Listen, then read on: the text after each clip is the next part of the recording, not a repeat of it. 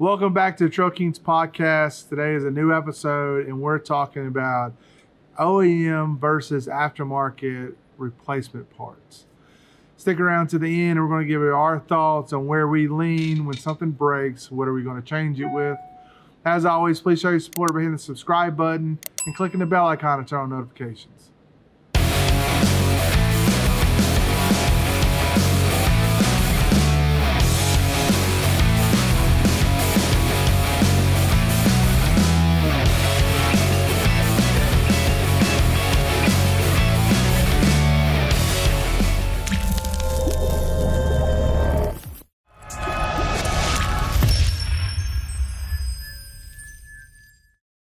All right, OEM or aftermarket?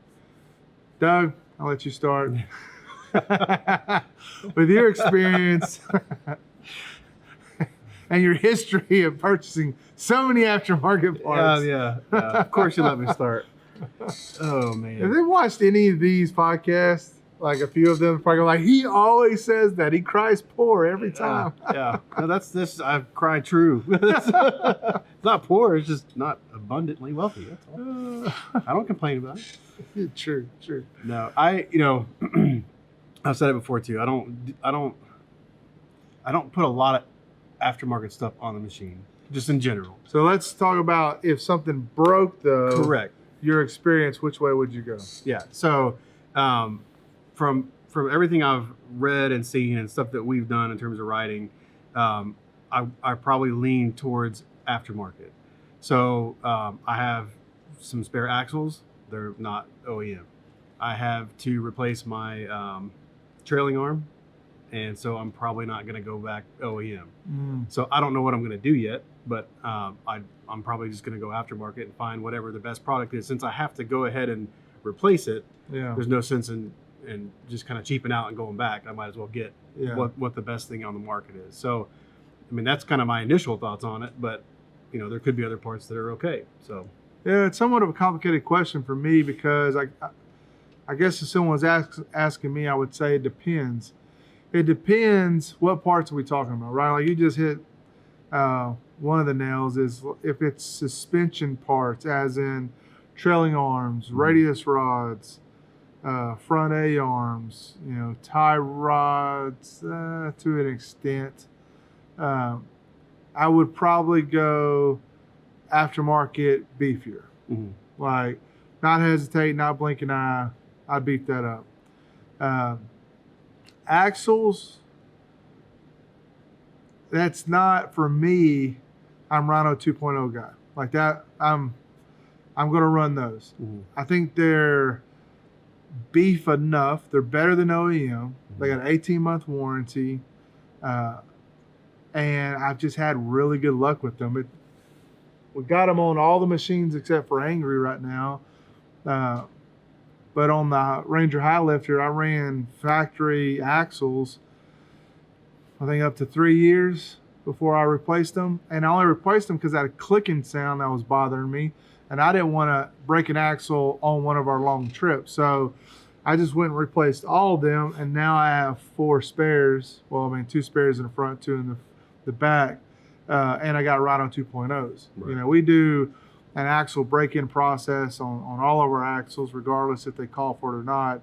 And they just last. I mean, I got Rhino 2.0s on Rowdy back there that's been there for 4 years now. We did those the moment we bought it, and they've operated perfectly fine. So aftermarket, yeah, it's aftermarket, but it's not like trying to bulletproof it type of deal. I think if you go too big on that, you just push the problem somewhere else. You know what I'm saying? So you have to drag your buddy around the mountain pulling his machine. More than once. The Multiple second time times, wasn't very our far. fault. It's motor builder did a very shitty job. It blew the motor up. But parts like drive shaft, carrier bearing. I've changed. So I had XP 1000 Rzr and a Ranger Crew. We so-called bulletproof all the components on a machine that you could think about changing outside of, you know, the motor and then like transmission case. So, you know, drive line, we had Sandcraft drive shafts in it. We had Sandcraft carry bearing in it. We had HD Extreme off-road, billet internals on the front diff.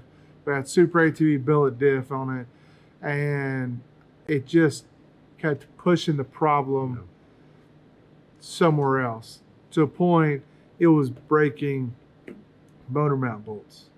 So, like for me, you know, some of those components, I don't necessarily see the benefit anymore of going aftermarket because you're getting away from how the machine was engineered. Right. That, you know, some of these points need to be able to, you know, give to where you save the more expensive stuff. Now, I'm not saying a $200 axle can't get expensive. Right. It can. But, you know, Rhino 2.0 is 2 of the RCAs or RCB, whatever they are Turner axles. You know, those are $400 or $500 right there. Versus you buy Rhino 2.0, you could buy 2 of them and have a spare. Mm-hmm. And depending on how you ride, like, you know, you might not need it or you might, you know. You got a heavy foot, you don't know how to come out the throttle before you slap the tires. Yeah, those are expensive lessons to learn. And maybe you work on your driving technique versus, you know, just tear parts up. So I guess for me, if you're, you know, you're trying to figure out how to replace something, first determine what the part is. You know, axle, I would upgrade, but not get crazy with it. Suspension, trailing arms, all that stuff, I would upgrade and get crazy with. Like I would go heavier on that stuff. But anything else, OEM for me. I wouldn't. Front diff internals, like I've done it all, and the grass is not greener on the other side. I can guarantee you that much. Just more expensive to grow. It's more expensive, and then when you start having problems, it's expensive problems versus, I'm not saying the OEM stuff is cheap, but, you know, usually other people have replaced stuff and you can pick their stuff up for cheaper versus having to go new. So that's kind of my thoughts on it. You got anything you want to add to that? No, I would agree. And that's where, I mean, everything on mine right now is stock. Yeah. So, and it'll be that way until something breaks, and then those parts, and I got my Rhino 2s. My Rhino 2s are the axles that I have, so it's, you know, we'll start with that. But you got Rhino 2s on it? Not on it. That's the spares that I have is what I have. So. Oh yeah, you brought a spare front. Yeah, and back. I brought them just in case I needed them, and so far I haven't. You haven't needed them. I will now, but now that I've said it, so. Have you looked into what trailing arm you're going to replace it with? I haven't, and I just keep pushing it, you know. So we'll probably be talking about this on the next trip about what I should replace it with. To be honest, I do want to get it done though, because it's gonna at some point it'll probably end up breaking off if I hit it hard enough. So. Well, what's crazy is if you can pick up. So on Rowdy, I have, when we bought Rowdy, at that time someone else had a blue one that they bought. Out of DFW, and I bought all of his stock suspension. I'm not saying it was the best idea, but my thought was, this is our 6-seater, you know, something happens on Family machine. Exactly. We can replace it. We don't have to worry about it. I didn't want to go buy, you know, expensive aftermarket suspension and just it be sitting there, you know. Right. But what I'm getting at is like, you know, what if you could find a trailing arm, a stock trailing arm, or maybe a set for much cheaper than you do aftermarket, which way do you go? Much cheaper? I mean, I wouldn't be against it, but I mean, this one was been up on the second trip I took it on. Yeah. So it's, you know, it's one of those things where I feel like maybe something a little beefier would be better. Yeah. So. Unless you're always replacing trolling arms. Yeah, we'll find out. On the next one, if I've been that one up, then hey, maybe I go back to OEM, but. Yeah, that's probably, and that's how I look at it. If it was just a steel, then yeah, give it another shot. But if it's still pretty close, then why not? You got a dollar amount in mind that you would give it another shot for? I don't. No. I want to look up what, go to Super 82 and see what a suspension is for that. They're not too bad.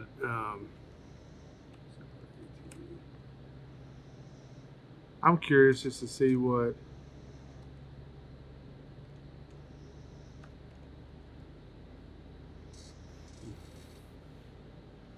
Because you're not wanting to go lift, you're just wanting to go. Correct. So you're looking at 719, 800. 800. Sorry, 799. Yeah. But now, do they even make your color? So your suspension's This red. one is. I think maybe they had looked at this one. I don't think they do. So that's something else to think about. If you're looking at, you know, aftermarket suspension, but like his, all yours is red, isn't it? Yeah, it's red. So now do you have a mixed match suspension Right. because you just upgraded the trolling arms, which is boom, you're $800 out the gate. Not, you know, not saying if you want to upgrade the front A arms, Right. you know. Yeah. So, yeah, about between $700 and $800 is what it's just from there.